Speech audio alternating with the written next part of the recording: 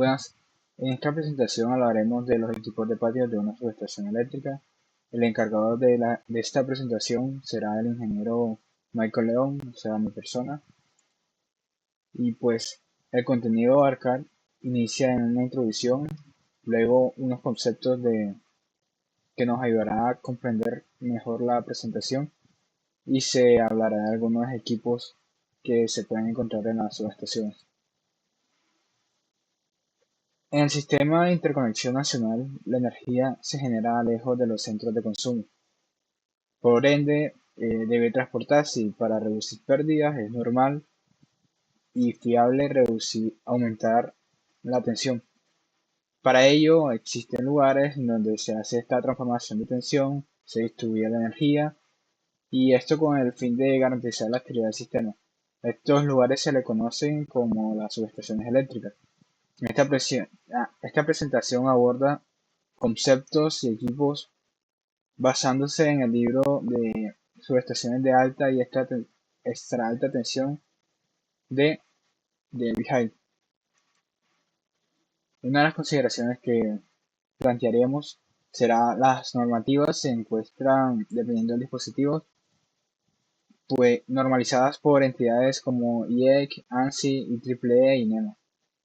En las pruebas nos encontraremos como pruebas de tipo, pruebas de rutina y pruebas especiales. Las pruebas de tipo son pruebas que se hacen a uno o dos más equipos del lote de producción para verificar características específicas.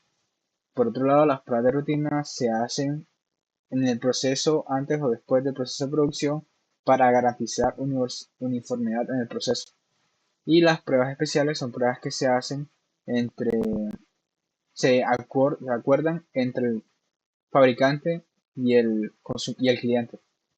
Características comunes de los equipos: tensión, niveles de aislamiento, frecuencia asignada, presión, frecuencia de dispositivos de cierre y apertura, etc.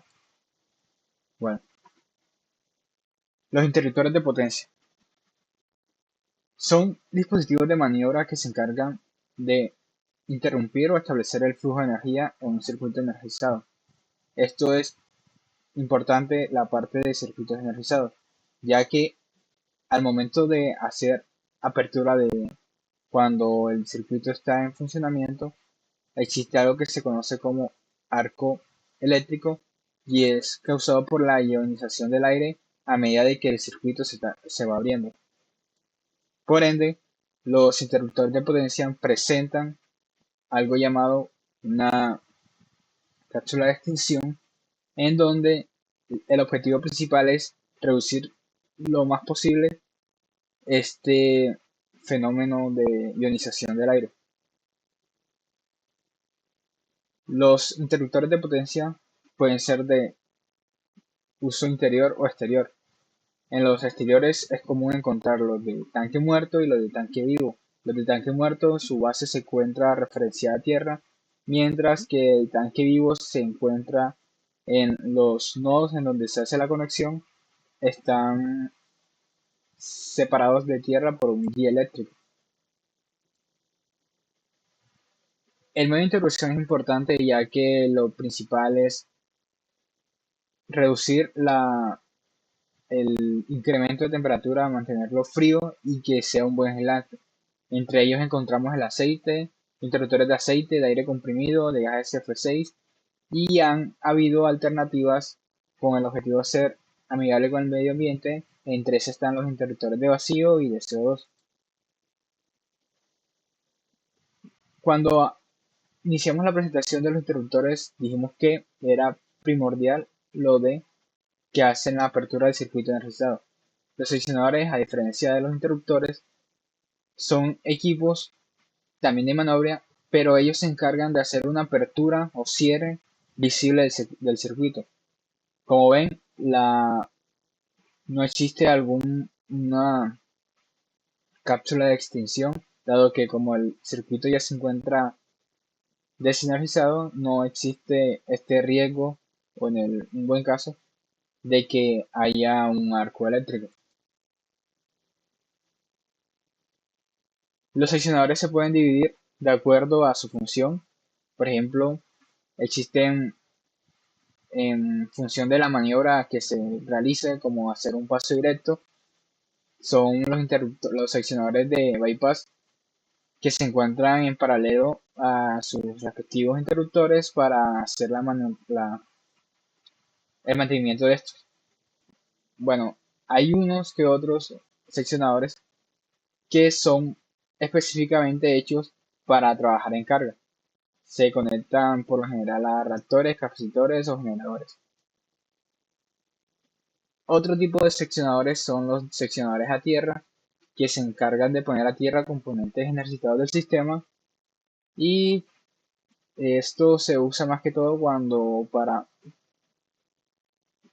mandar a tierra estas corrientes que quedan en el circuito, no porque estén energizados, sino por inducción o corrientes eh, que quedan por ahí en el sistema.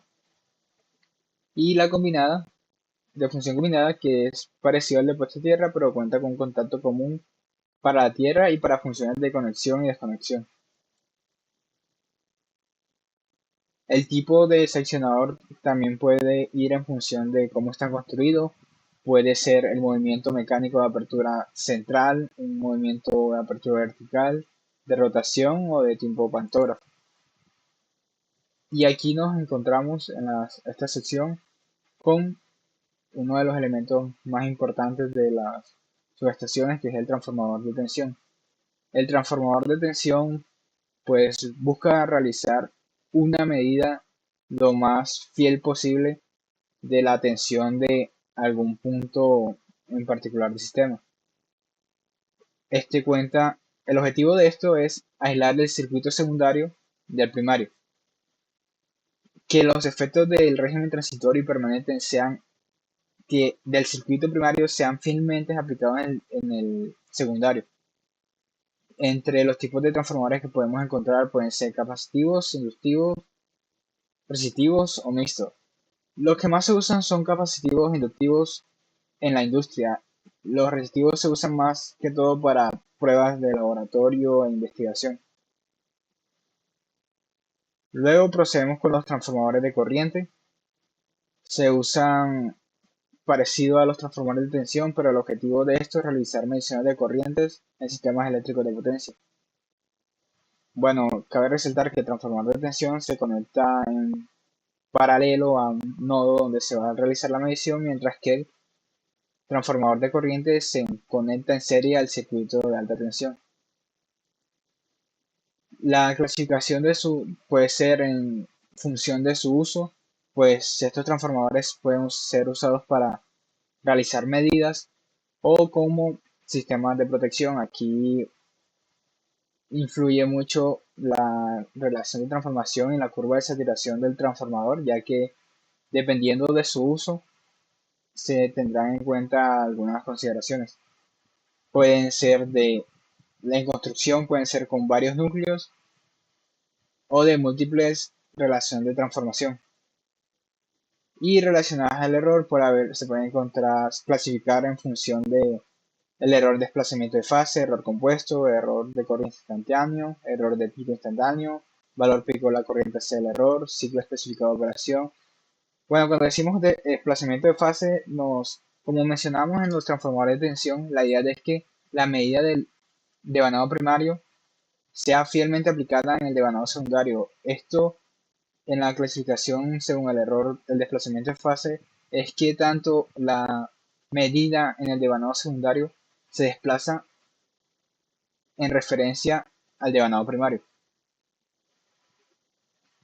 Y pues los demás errores de corriente se interpretan en la forma de la magnitud o porcentaje de error de las corrientes medidas. Bueno, existen otros tipos de transformadores no convencionales como los que usan la bobina de Rogowski. Esto pues ha tenido cierto interés dado de que consumen poca potencia. Otros son los de tipo de efecto Faraday, de cómo un haz de luz se ve alterado por la presencia de un campo magnético. Y entre otros combinados que miden tensión y corriente y equipos de baja potencia. Otro de los equipos comunes para encontrar en las subestaciones son los correctamente llamados descargadores de sobretensión, que son dispositivos encargados de proteger a los elementos de la subestación ante situaciones de sobretensión. Bueno, eso fue todo. Muchas gracias.